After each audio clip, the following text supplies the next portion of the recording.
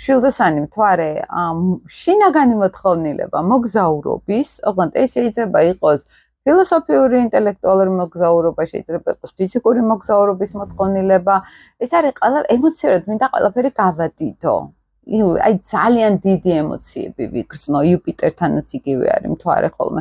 კლასიკური ფორმულა შეიძლება ან პედაგოგების ოჯახში გაიზარდა ეს ადამიანი, შეიძლება მაგალითად დედა ყავს ანუ ცხოველები ყავს ოჯახში გვარში რაღაცა უცხოური არის მაგალითად ან ოჯახში იყვნენ ძალიან ბევრნი ესეც არის ხოლმე ხო რაღაც დიდი ოჯახი ან რაღაცები ხდება ემოციურ დონეზე დიდი ოჯახი და შეიძლება დედა იყო ესეთი აი ყველაფერს რო იტევდა ემოციურად ძალიან მხიარული ძალიან ესეთი აქტიური შეიძლება ხო და ანუ ცხოველში ყავს ოჯახი სიტყვაზე, იმიტომ რომ რაღაცნაირად ანუცხოველთან არის დაკავშირებული პედაგოგიკა, არის ჩვენთან მეცხრე სახლიც და შილდოსანიც, ხო?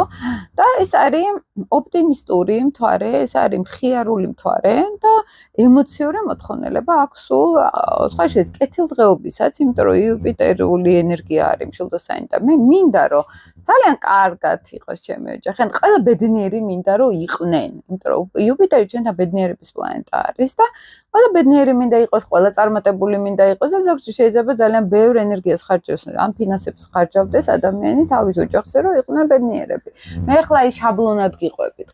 შემდგომ უკვე ჩაშლახდება ხოლმე, მაგალითად შეიძლება მთვარე შილდოსანს აინტერესებდეს ფილოსოფია, აინტერესებდეს უცხოელების ურთიერთობა, უცხოური კომპანიები, რეკლამა აინტერესებდეს, კარიერული წინსვლა აინტერესებდეს, მთელი რიგი იწყება მე ანუ ღერძი ეს არის და მე ჩაშლახდება ხოლმე უკვე თავის ინდივიდუალურად ვის როგორ აყავს ეს მთვარე იმის მიხედვით.